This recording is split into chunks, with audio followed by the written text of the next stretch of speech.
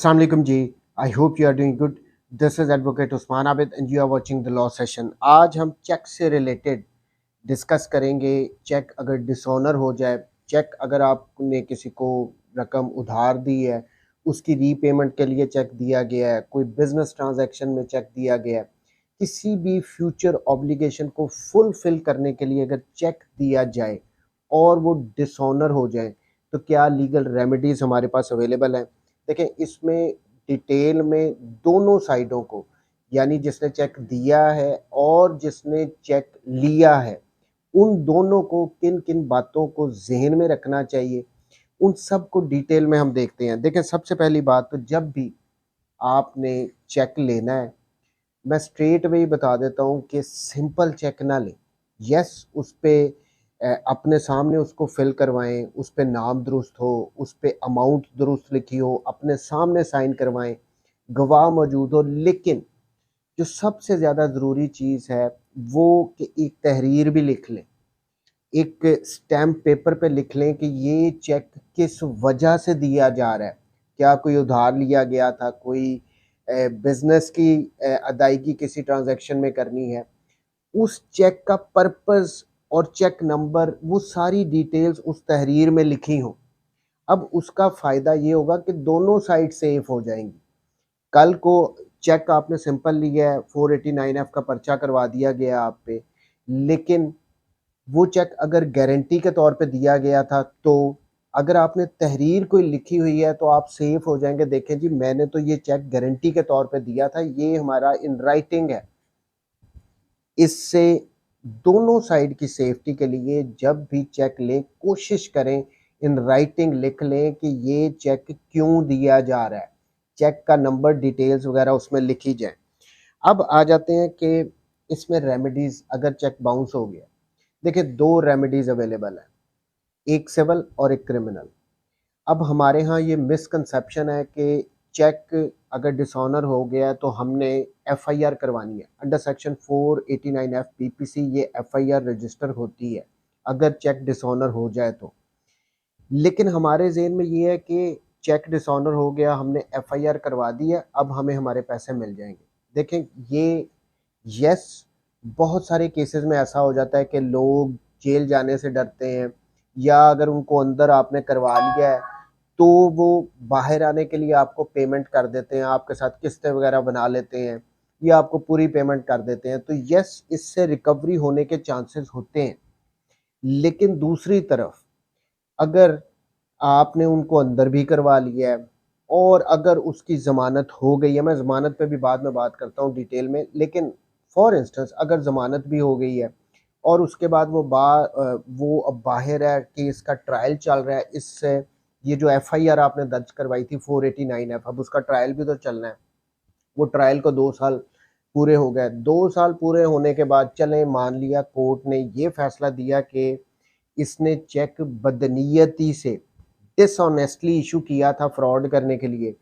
तो जो section 489F है वो सिर्फ और सिर्फ ये बता रहा है कि अगर किसी ने बदनीयती से चेक दिया है तो उसको 3 साल तक की सज़ा हो सकती है. आपने पूरा केस का ट्रायल लड़ा, उसको सज़ा भी होगी. क्या आपको इससे पैसे मिल जाएंगे? कभी भी नहीं मिलेंगे. क्योंकि जो क्रिमिनल लॉ है वो ये कहता है कि ऐसे एक्ट्स जो हमें पीपीसी में बताए गए हैं कि अगर वो गैर कानूनी अगर आप करोगे तो आपको सज़ा मिलेगी. अब 2 साल के बाद आपने सज़ा दिलवा ली है लेकिन आपको पैसे नहीं मिले. अब उसके लिए आप क्या करोगे? फिर आप एक दावा जाके दायर करोगे. तो ये काम क्या पहले दिन नहीं कर लेना चाहिए था? देखिए, जो एफआईआर करवानी होती है उसका मैं शॉर्ट सा प्रोसीजर आपको बता देता हूँ. सबसे पहले आपने चेक डिसऑनर हुआ, उसकी स्लिप लें और आपने दरख्वास्त देनी है एसएचओ को, कंसर्न थाना. अब ये बात भी मैं यहीं पे क्लियर कर दूं. देखें, क्वेश्चन ये होता है जी कि किस थाने में हमने एफआईआर करवानी है चेक डिसऑनर होने की.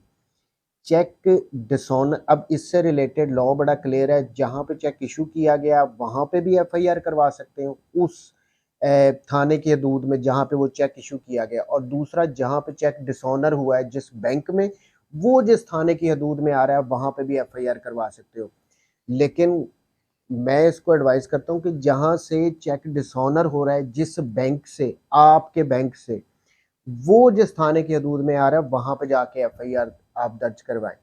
लॉजिकल है ना। देखें, अगर आपको चेक एक बंदे ने कराची से इशू किया, आप लाहौर में रहते हैं, अब क्या आप कराची में जाके जहाँ पे वो चेक इशू किया गया था वहाँ के थाने में जाके आप एफआईआर दर्ज करवाएंगे या लाहौर में करवाएंगे? सो जहाँ पे चेक डिसऑनर हो रहा है आपके बैंक से, वहाँ पे आपने एफआईआर करवानी। तो उसके लिए आप उस थाने के एसएचओ के पास जाएंगे, दरखास्त देंगे, एफआईआर दर्ज की जाए, चेक डिसऑनर हो गया।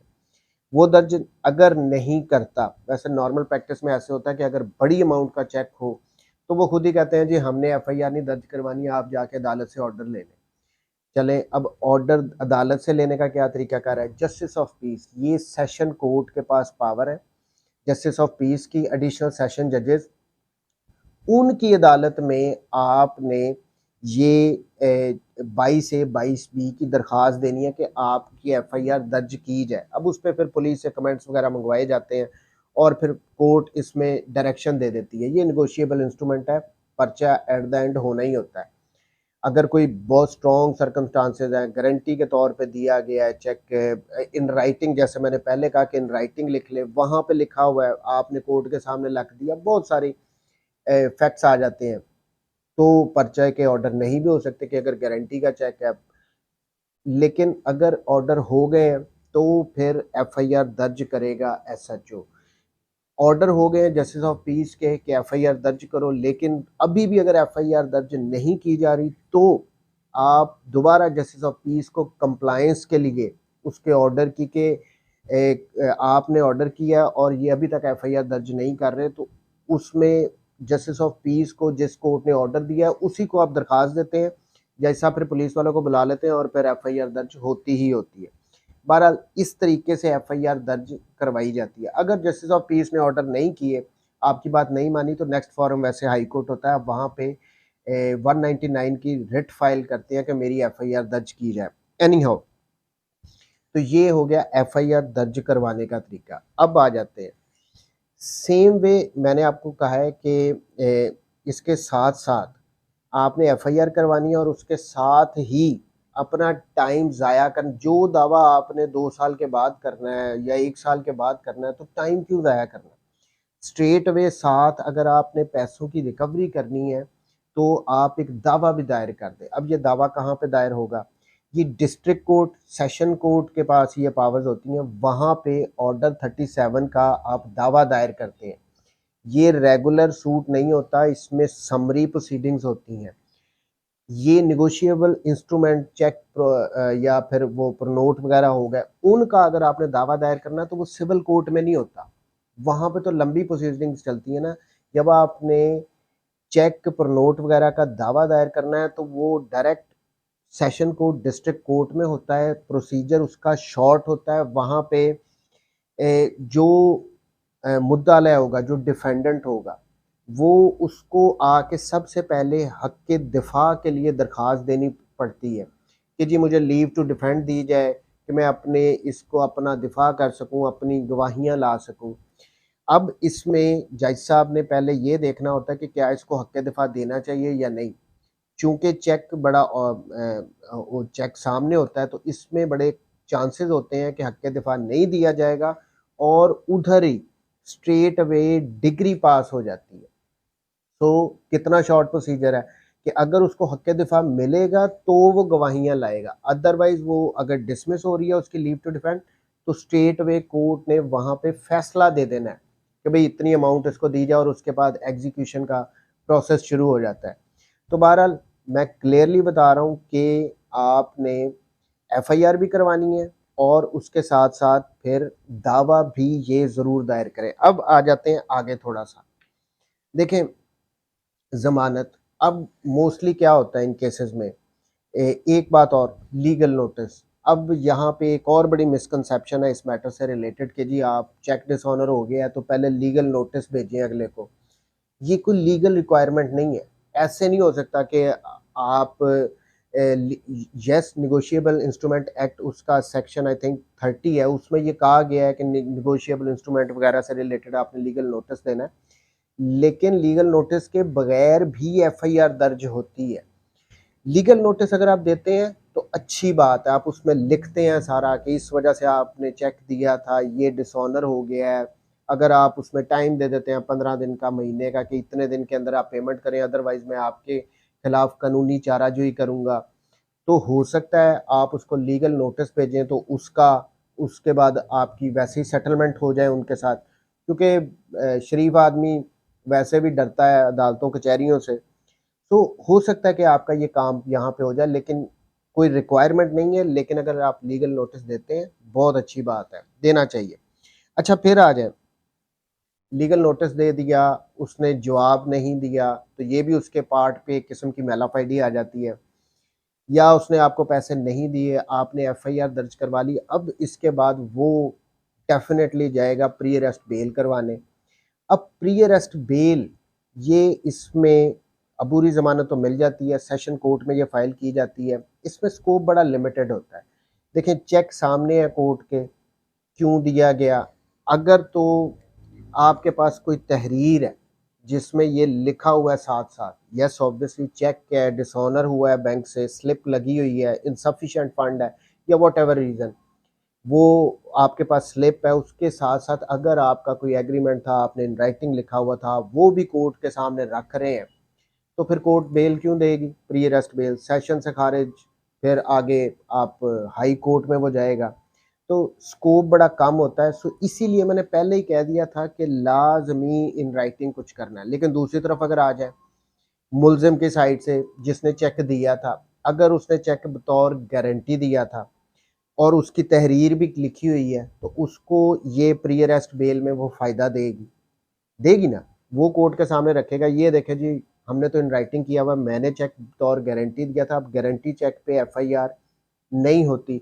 या तो यहाँ पे फ़ायदा हो जाएगा। दूसरी बात, अगर उसने मुलजिम की साइड से अगर हम देखें तो अगर तो चेक उसका गुम हो गया था, तो अच्छा, नॉर्मली लोग ये करते हैं कि चेक गुम हो जाए तो जाके बैंक में बता देते हैं कि जी हमारा चेक गुम हो गया है। मैंने कई केसेस इस किस्म के किए हैं कि जी चेक गुम हो गया है, इससे रिलेटेड कोई पेमेंट आया तो आपने पेमेंट स्टॉप कर देते हैं। भाई ये प्रोसीजर नहीं है।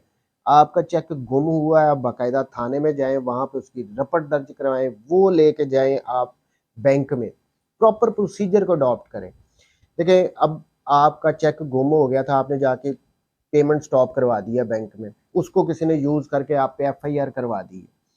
अब इसमें आप जब कोर्ट में जाएंगे, प्री अरेस्ट बेल में ही अगर आप जाते हैं, तो वहाँ पे कोर्ट कहेगी कि जी आपने कौन थाने में जाके रिपोर्ट करवाई है, जवाब होता है जी नहीं, चलो अब इस पे कोर्ट क्या करेगी, कैसे मानेगी आपकी इस बात को?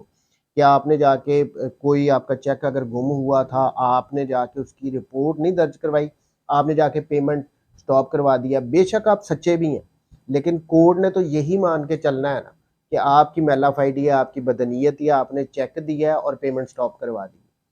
सो ये बातें मुलज़म साइड से भी आ जाती हैं कि अगर चेक गुम हुआ है तो उसका ये प्रॉपर प्रोसीजर है। फिर पुलिस की तफ्तीश में ऑब्वियसली वो बड़ा मैटर करती है कि पुलिस की क्या फाइंडिंग है। अच्छा, एक बात और यहाँ पे, अगर आपने कुछ पेमेंट अदा कर दी है, कुछ अभी बाकी है, ऐसे भी होता है ना, लेकिन जब उन्होंने चेक दे दिया है और आप पे एफआईआर दर्ज करवा दिया, देखें पहली बात तो ये फिर मेलाफाइडी उनके पार्ट पे आएगी, लेकिन आपने जो पेमेंट दी है, चेक आपने दिया, 10 लाख का चेक था फॉर इंस्टेंस, आपने 2 लाख 3 लाख दे दिया है, लेकिन उसने तो एफआईआर 10 लाख की करवा दी है। इस सूरत में आपने पेमेंट कैसे की? देखें, अगर आप कोई पेमेंट कर रहे हैं तो मैं पहले भी काफ़ी वीडियोस में कह चुका हूँ, थ्रू बैंक ट्रांजैक्शन होनी चाहिए आपके पास सबूत होना चाहिए। आप कोर्ट में खड़े होकर कह देंगे देखिए जी मैंने इतनी पेमेंट कर दी है, अब ये उस इसने मेरे पे फिर भी 10 लाख का चेक करवा दिया। जब कुछ पेमेंट अदा कर दी गई हो, अब इस पे केस लॉज भी आ गए हैं, हाई कोर्ट का आई थिंक 2019 या 2020 का है कि अगर कुछ पेमेंट अदा कर दी हो तो एफआईआर नहीं हो सकती। तो ये भी जहन में रखना है, अगर कुछ पेमेंट अदा की है तो वो आप उस ये आपकी ज़मानत में बड़ी अच्छी प्ली है। एनी हाउ, सो ये ज़मानत के टाइम पे समटाइम्स ऐसे भी हो जाता है कि वो कोर्ट में एडमिट कर लेते हैं कि जी मैं इसकी पेमेंट कर दूंगा, कुछ किस्तें बना दी जाएं प्री अरेस्ट बेल में, सेशन कोर्ट में भी वो समटाइम्स कर दी जाती हैं, मुलजिम की साइड से कह दिया जाता है, या हाई कोर्ट में भी कह दिया जाता है। तो यस, इसमें कोई डाउट नहीं है कि क्रिमिनल केस अगर आप फाइल कर रहे हैं, 489F की एफआईआर दर्ज करवा रहे हैं, तो भी आपकी अमाउंट रिकवर हो सकती है। अगर वो कंडीशनल उसको बेल इस तरह की दे दी गई है और वो अदायगियां नहीं कर रहा जो उसने एग्री किया था, कोर्ट में एग्री किया था, तो उसकी जमानत खारिज होगी, वो फिर अंदर से हो जाएगा। लेकिन क्वेश्चन फिर वही उठता है कि क्या आपको उससे पेमेंट मिल जाएगी? दोबारा भी वो अंदर चला गया, उसने कोर्ट में एग्री भी कर ली है कि जी मैं इतनी इतनी पेमेंट करूंगा, हर महीने इतनी इतनी करूंगा, मुझे जमानत दे दी जाए, जमानत दे दी गई, नहीं दी, दोबारा अंदर आपने कैंसिलेशन फाइल की, तो पेमेंट तो आपको रकम तो फिर नहीं मिली। उसके लिए मैं फिर कह रहा हूँ, पहले दिन से कोशिश आपने ये करनी है कि आपने ऑर्डर 37 का दावा दायर करना है। उससे आपकी जो टाइम पीरियड आपने ये जमानतों में भी दायर गुजर रहा है या फिर ट्रायल में गुजर रहा है, उससे आप बच जाते हैं। रिकवरी आपकी क्रिमिनल केस में हो जाए, वेल एंड गुड। अगर नहीं होती तो दूसरी ऑप्शन वो दावा ही है, जो आपने अगर 2 साल के बाद करना है, साल के बाद करना है, तो पहले दिन से उसके बारे में भी सोचें। और उससे रिलेटेड 2 लाख से ज़्यादा अमाउंट का अगर चेक है, चाहे 10 लाख का है, 1 करोड़ का है, तो 15,000 का कोर्ट फीस उस पर लगेगा। और 2 लाख से अगर कम है तो उसमें डिफरेंट स्लैब्स आ जाती हैं उस हिसाब से। बहरहाल मैक्सिमम कोर्ट फीस 15,000 ही लगना है। और ऑब्वियसली जब हमने दावा दायर करना है तो उसमें हम लिखते हैं कि ये जो हमने कोर्ट फीस अदा किया है या जो हमारे खर्चे हो रहे हैं इस दावे पे, वकला की फ़ीस है, वो हमें दिलवाई जाए। और कोर्ट्स दिलवाती हैं।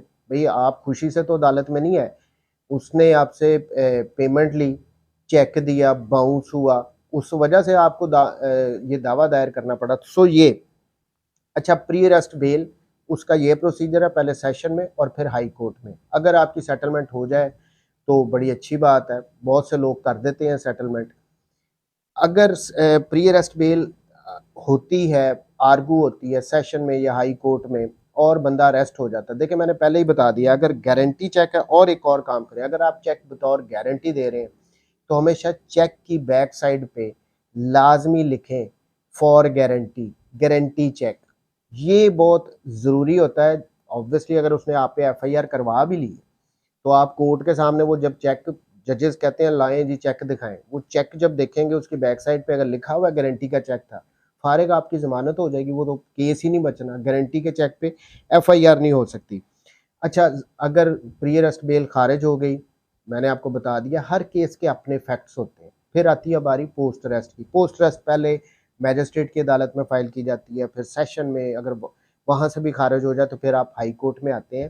देखिए यहाँ पे एक बात जहन में रखनी है कि ये 489F की जो सज़ा है वो मैक्सिमम 3 ईयर्स है। चाहे 1 लाख का चेक है, चाहे 2 लाख का है, चाहे 1 करोड़ का है, चाहे 10 करोड़ का है, सज़ा 3 साल ही है। एक बंदा अगर पोस्ट अरेस्ट बेल उसकी प्री अरेस्ट बेल खारिज हुई है, या वो पहले ही उसको आपने अरेस्ट करवा लिया है, उसके पास इतना मौका ही नहीं था कि वो प्री अरेस्ट बेल करवा सके, पहले दिन ही अगर उसको अरेस्ट करवा लिया है, वो जेल में, तो देखे ना, सज़ा है मैक्सिमम 3 साल।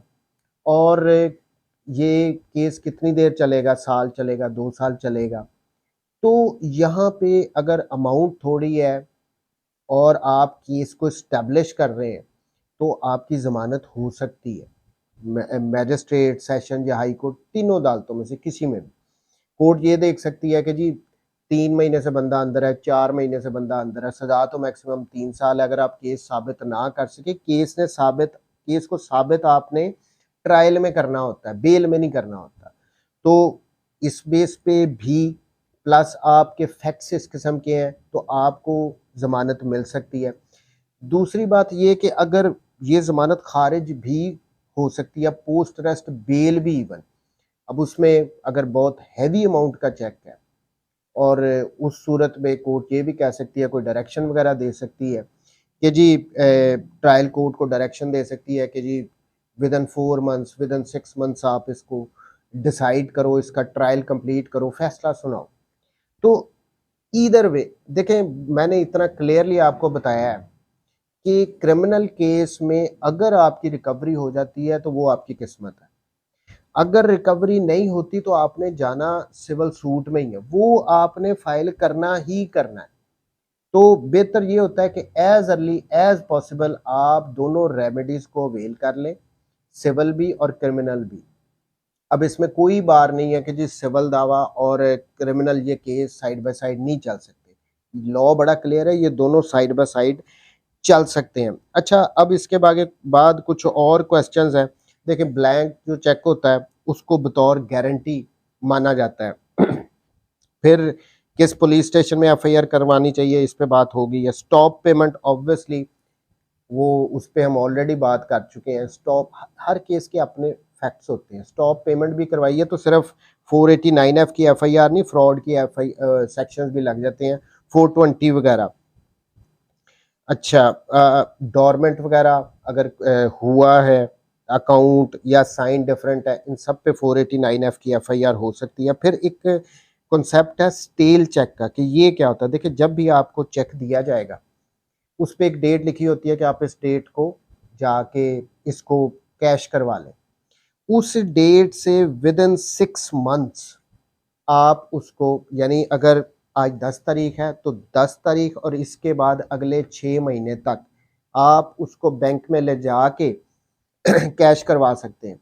6 महीने के बाद वो चेक स्टील चेक माना जाता है। इससे रिलेटेड अब ये बैंक वाले रिफ्यूज कर सकते हैं जी कि 6 महीने गुजर गए हैं, हम इसको ऑनर ही नहीं करते इस चेक को, तो उसको कहते हैं स्टेल चेक। देखिए, समटाइम्स ऐसे होता है कि आपको चेक दे दिया जाता है, वो डेट आ जाती है, उस पर फिर कहा जाता है आपको कि जी डेट आने से पहले कि जी ना अभी ना, रुक जाए, 1 महीना रुक जाए, 2 महीने रुक जाए। वो कोशिश कर रहे होते हैं कि 6 महीने गुजार लिए जाए। तो इस लारे में नहीं रहना कि वो आपको कह रहा है अभी चेक ना इसको डिसऑनर करवाएं। जिस जो डेट आ गई है, जो चेक पे लिखी हुई है, उस डेट को डाल दें। उससे 6 महीने के अंदर अंदर एक दफ़ा ज़रूर, वो जितना मर्जी आपको कहे कि अभी चेक मत, इसको अपने बैंक में देना, डिसऑनर हो जाएगा, आप ज़रूर दें, ताकि चेक स्टेल ना हो। 6 महीने बाद गुजर गए, अब उसके बाद आप बैंक में गए हैं तो बैंक वाले आपको रिफ्यूज कर सकते हैं कि जी ये तो स्टेल चेक है, 6 महीने से ऊपर का हो गया, हम नहीं इसको लेते। फिर उस सूरत में आपके पास ये जो क्रिमिनल रेमेडी है ये खत्म हो जाएगी। आप फिर स्टेल चेक पे एफआईआर नहीं होती, ये क्रिमिनल रेमेडी आपकी फारिग हो जाएगी। फिर आपके पास एक ही रेमेडी बचेगी कि आप जाके एक दावा दायर करें ऑर्डर 37 का, जिस पे हम ऑलरेडी बहुत बात कर चुके हैं। तो आई थिंक अब कुछ पॉइंट मेरा ख्याल रह नहीं गया। मैं जाते जाते एक दफ़ा फिर आपको कहूँगा, देखें, चेक जब भी लेना है या देना है, तो कोशिश करें कि इन राइटिंग ज़रूर लिखें, उस पे गवाह डालें, चेक का नंबर लिखें, किस वजह से ये चेक आप ले रहे हैं। इससे दोनों साइडें सेफ हो जाती हैं। ये जितनी भी लिटिगेशन है वो आसान हो जाएगी फिर उससे। तो बहरहाल जी, आई होप मैंने सारे इससे रिलेटेड इश्यूज को देख लिया। 489F 3 साल की सज़ा है इसमें अगर एफआईआर हो जाती है। थैंक यू वेरी मच जी, टेक केयर, अल्लाह हाफ़िज़।